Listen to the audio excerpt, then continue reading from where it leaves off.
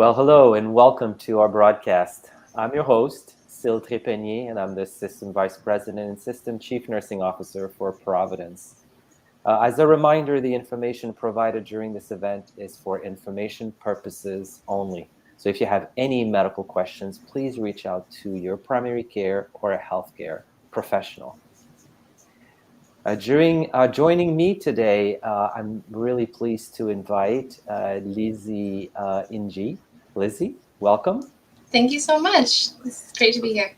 Absolutely. Lizzie is our sepsis coordinator, and you're also a nursing chair, governance chair at Providence Regional Medical Center in Everett, correct? Right. Mm-hmm. And this is a fairly new position for you, actually, so you'll get a chance to share with us a little bit about your career. But I'm going to go. I'm going to go a little off script for us, and Lizzie, just maybe to get us acquainted to you and to your audience. Maybe share something about you to your audience that you'd like for them to know. Well, sure. My name is Lizzie Njai. I've been a nurse for 6 years. I started out at Evergreen in Kirkland and transitioned to Providence a couple years ago. I'm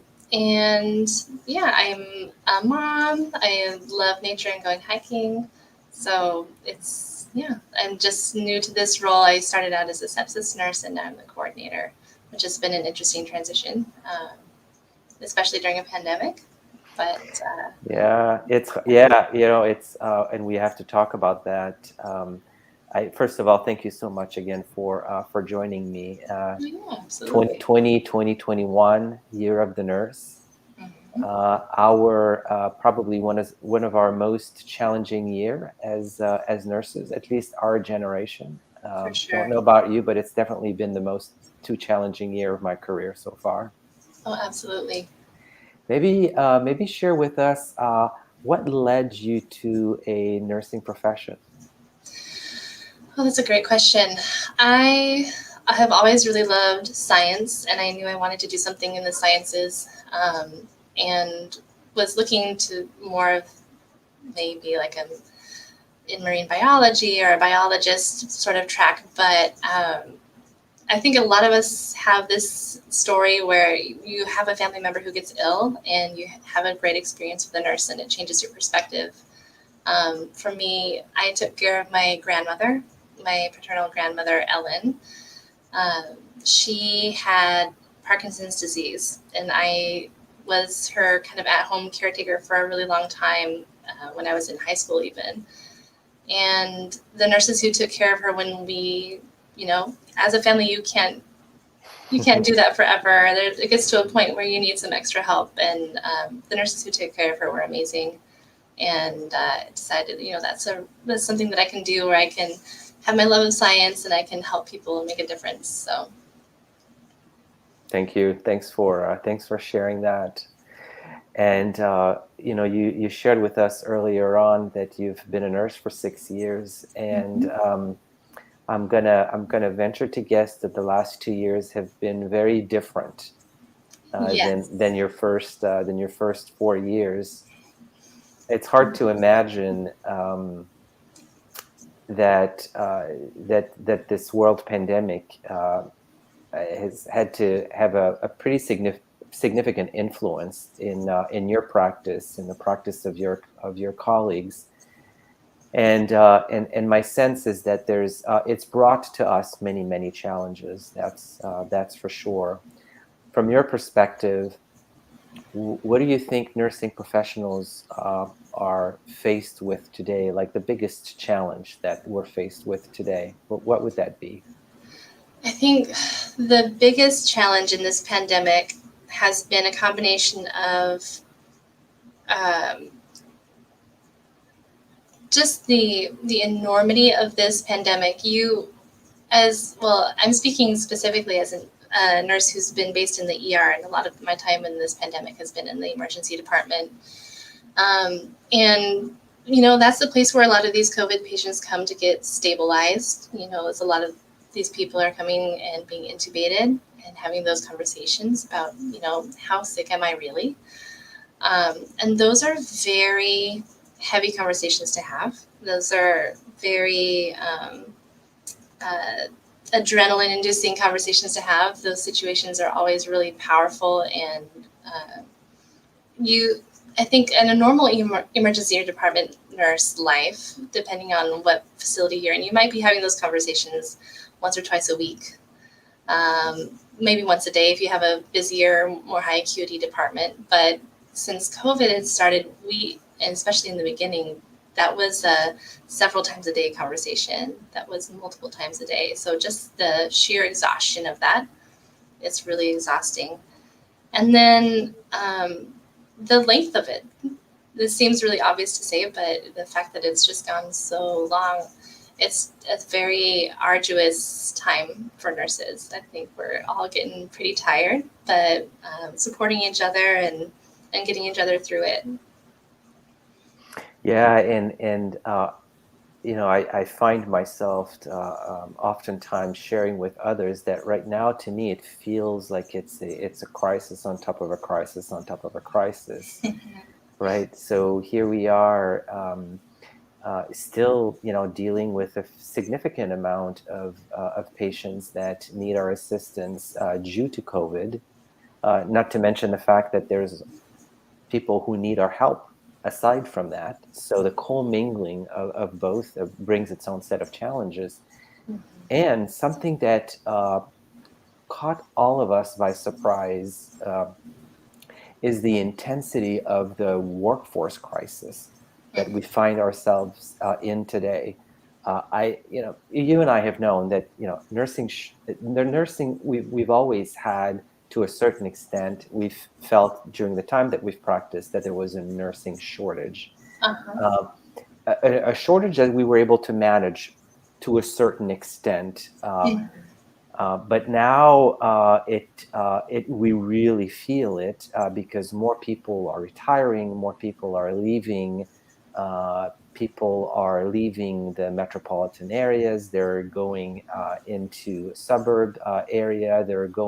They're not necessarily living where the work is anymore because of the virtual ability to practice, and all of that just completely, just like that, changed so much.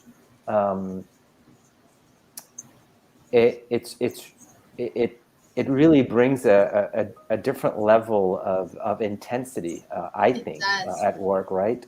It does, especially when you combine the two. The fact that the hospitals are just as full as they've ever been.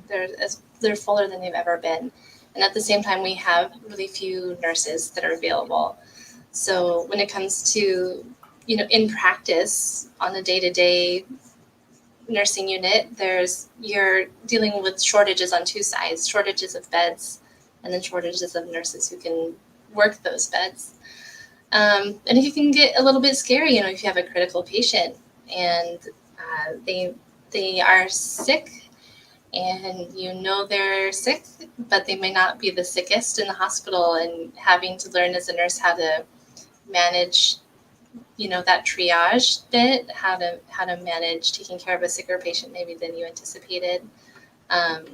Making use of all the resources that you've got and being really inventive. It's an interesting time in nursing for sure.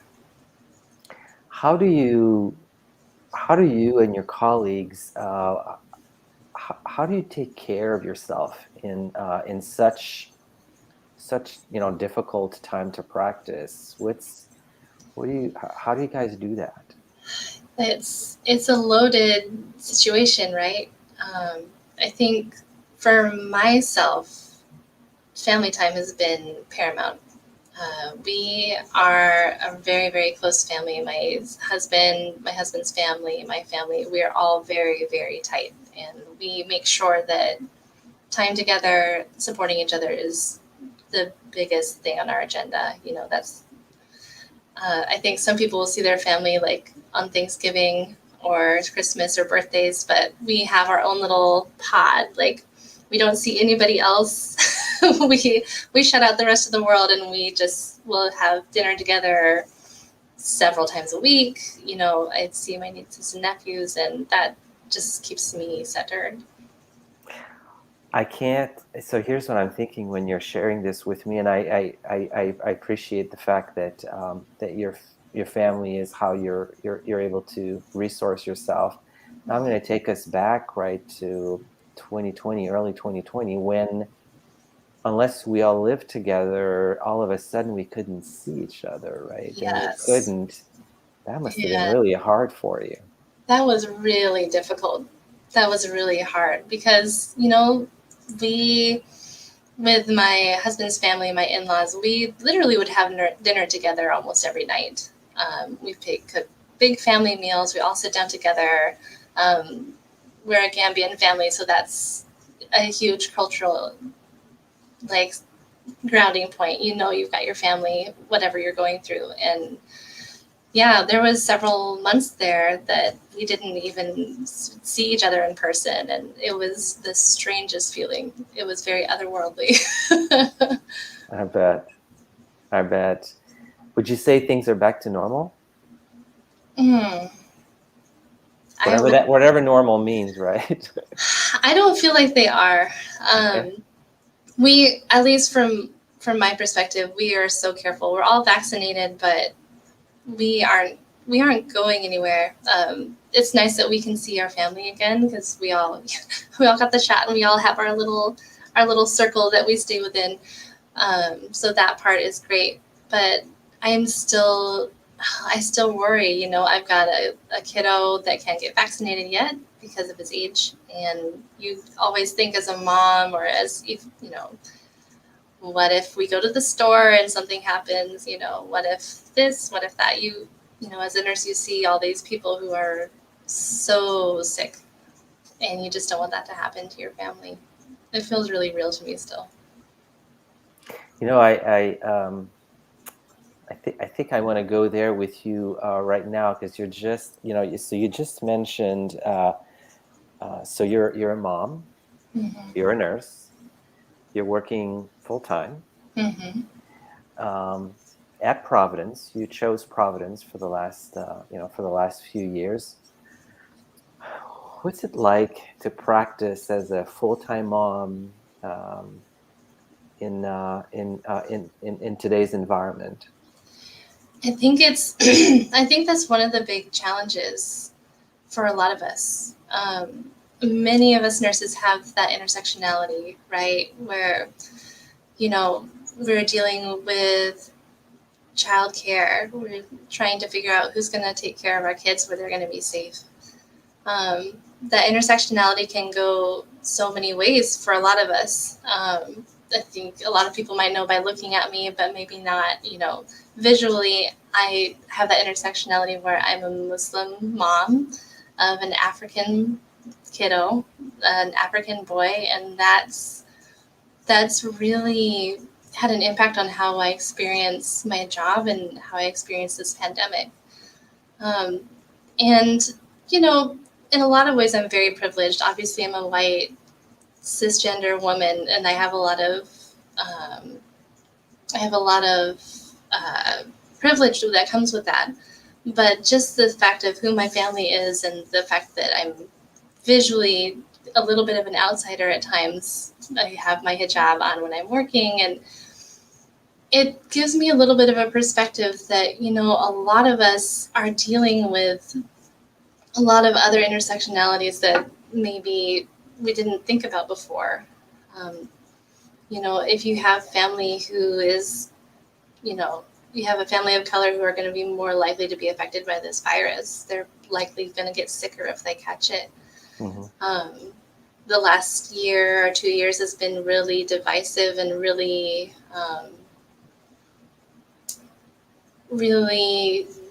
violent for a lot of people in my community. We've had Muslims who've had their houses set on fire in the last couple of years because of a lot of different things that are happening in the political scene. So when I think about being a nurse in this time and all that intersection happening at once, I think about all the other nurses and all the other people who are dealing with that mix of, all those different impacts that they have on their lives. None of us are just dealing with this COVID pandemic in a vacuum, right? Mm-hmm. Yeah, absolutely. Do you always feel included? Do you always have a sense of belonging? And yeah, let's start there. That's a great question. I think I have worked really hard to create a sense of belonging around me. Okay. I try to be really open and welcoming to anybody who wants to talk to me. I love to chat and pass the time of day and joke around with people that I work with because it just makes the job easier, right? And making people feel welcome. But when you're a person who looks different than others, when you're a person who dressed differently than others, there's bound to be some questions. People are bound to have their perception of you based on what they know about maybe the Muslim faith, what they understand about what hijab means. So yeah, there's times for sure that it makes me a bit of an outsider, but you know, I've learned to just expend that extra energy because I might have some outsider aspects, but I also have some privileged aspects as well. So I find myself in kind of the role of, I don't want to say the word ally because I feel like it's kind of cheapened a lot of times, but maybe a mediator where, hey, yeah, I am this woman who grew up in the country and is all American girl who grew up with a lot of cows next to her house, but I'm also this woman who has a window into this other world that a lot of people haven't experienced. So I find myself expending a lot of energy welcoming people and explaining and teaching about what my perspective is and, what my life is like. And I have found it overall to be a really positive experience. Um, it's not always perfect or easy, but um, it's really taught me to make room for people who are kind of like me, who don't always fit into that Mm-hmm. majority spot. Yeah. I'm hearing you. And correct me if I'm misinterpreting this. I'm hearing a lot where you are creating this space, where you are inviting others to ask questions. Mm-hmm.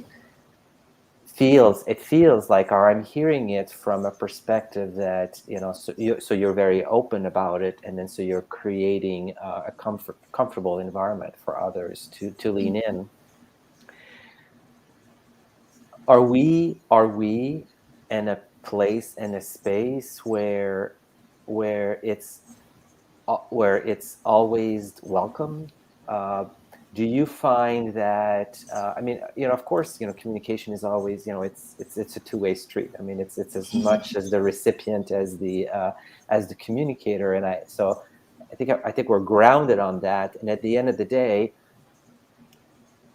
if you are the one opening up and you're the one creating the space, it's very different than if the space is created for you. And I'm Mm-hmm. wondering, how do you find yourself in situation where you're the one creating the space as opposed to the space being created for it? See what I'm trying to get at?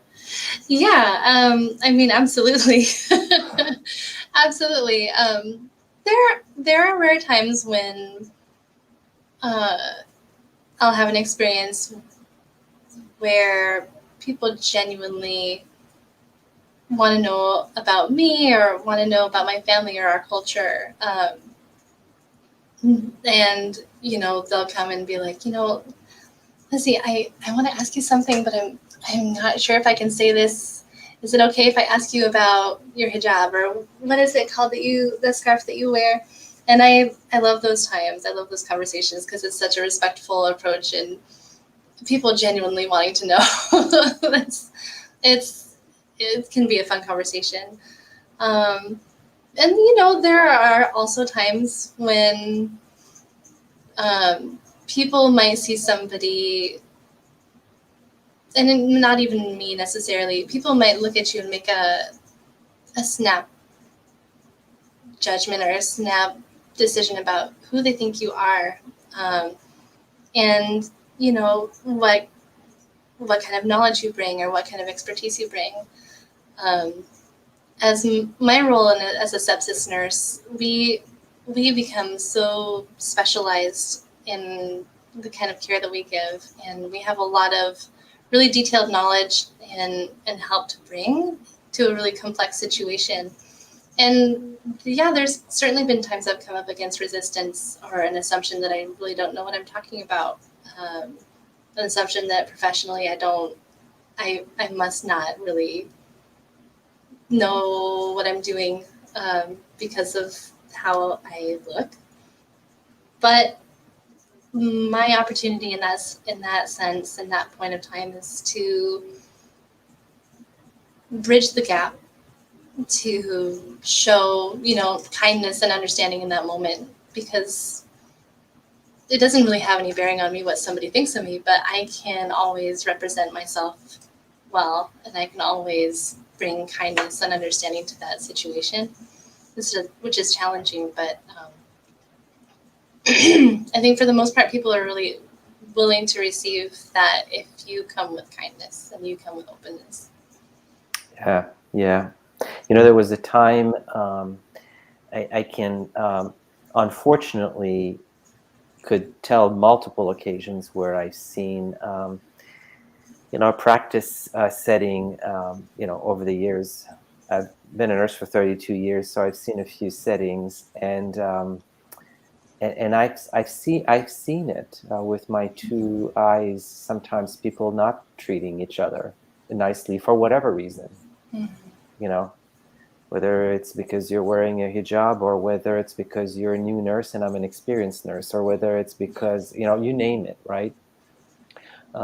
In fact, at one point in time, it was pretty disheartening to see the amount of bullying that Yes. that was present in in our practice. Mm-hmm. Do you see much of that today? You still see it? I think it exists, but one thing that really makes me hopeful about nursing and this new generation of nursing is that, especially I think with the advent of social media, that bullying has really been frowned upon. And I'll see it once in a while, but the nice thing about it is after a situation like that happens, almost every single time you'll see other nurses um, come around that person and be like, listen, that was not okay. Are you all right?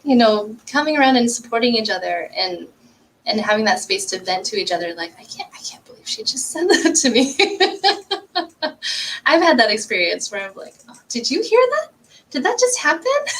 There's a big culture of support. And one thing that, as a leader in nursing in my organization, especially as the chair for nursing governance, is I really want to encourage mentorship, welcoming, making space, making safe spaces for each other, because I found that to be so healing. Um, Even in our last, we have nursing congress every quarter. I don't know if every organization does that, but we essentially have a meeting with our CNO. And we just set aside a time, said, this is a safe space. This is an open space for you guys to come and talk to us about whatever you want, whatever you're struggling with. And it was really powerful. And a lot of people found a lot of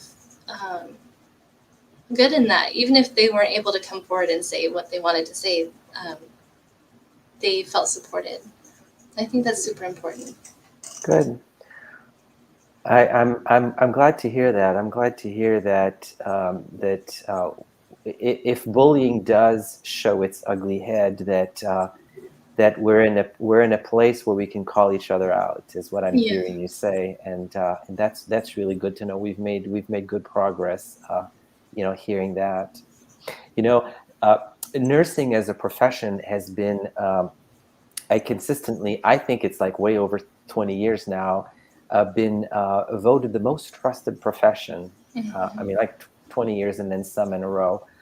In fact, far exceeding many other disciplines, professions. This is the Gallup survey that I'm referring to, which has been magnified to a great extent in the media, social media, and the likes. In fact, it was not. It was very common that we would be glorified as heroes, and the likes. How do you feel about that? The hero title, I have mixed feelings. On one hand, I can understand the intention, and I think it's really sweet for people to want to lift us up and call out, the amazing work that nurses are doing, because it is amazing work. I think, though, playing devil's advocate, maybe, I think we need to be mindful of what that means when you call somebody a hero. And I find in my conversations with people of color in my life, girlfriends of mine, and when you get called out as, wow, you're so strong, they're like that strong person, that strong woman, she's facing adversity and she's getting it done, and she's powering through, and she can handle it because she's that strong woman. It forgets our humanity. Nurses are heroes in a sense that we do a lot of incredible work, but we weren't born with superpowers. We weren't. I really wish that I was, because I'm a big nerd and I would love to have superpowers. But we don't. At the end of the day, we're human. We have limitations, and we don't have a multi-million-dollar bat cave to relax in at the end of the day. We just go home to our families. And I think we need to shout out nurses for the incredible work they do, the amazing work they do, the labor that they bring. But I don't care for that term, being a hero. Yeah, I hear you. And it's one thing for sure from my perspective is the fact that we have been recognized as the most trusted profession. There's a reason for that, and it carries its own weight in it by itself for us to continue. So that means that we need to show up in a very there's effort way. In that, right? Yeah. There's a lot of hard work and effort that got put into that. That was trust that was earned, for sure. I can't believe we're almost to our 30 minutes together. This has passed way too fast. We'll have to do this again. For one thing, this is tea talk with Sil, and I forgot my tea. Right, I was gonna say I don't have my tea. We forgot our tea. That was my imaginary tea. Cheers to you. That's for sure. Anything else that you'd like to share with our audience this afternoon? I think I would just encourage all of our nurses, all of anybody who's working with nurses, just keep making space for each other. Keep bringing kindness into these spaces. I know it's tough. We're all in it. I'm in it with you guys too. But I would just say, show each other some love. Show your family some love, and just keep working. We've all had these experiences together, and we're all in it together. So just make safe spaces for each other, respectful spaces for each other, and we can really get through this rough time. Thank you so much for saying that. Something that I always remind myself that at the end of the day, love will always prevail. Absolutely. And that's really important. Lizzie, thank you so much. Thank you so much for joining me in this conversation today. Thank you. And thank you for everything that you do. Thank you for being a nurse. Thank you for answering the call. Thank you for your courage. You're very inspiring, and we're very lucky to have you to choose to practice nursing at Providence. And for that, I'm super, super grateful. I wish to also thank everyone for listening and sending in your questions. Now, to learn more about our initiatives, our programs, our services, and ways to give, please visit our providence.org, and make sure to follow us on social media under Providence on Twitter and at Providence Health System on LinkedIn, Facebook, and Instagram. Thank you so much, everybody. Stay safe. Thank you. Stay safe.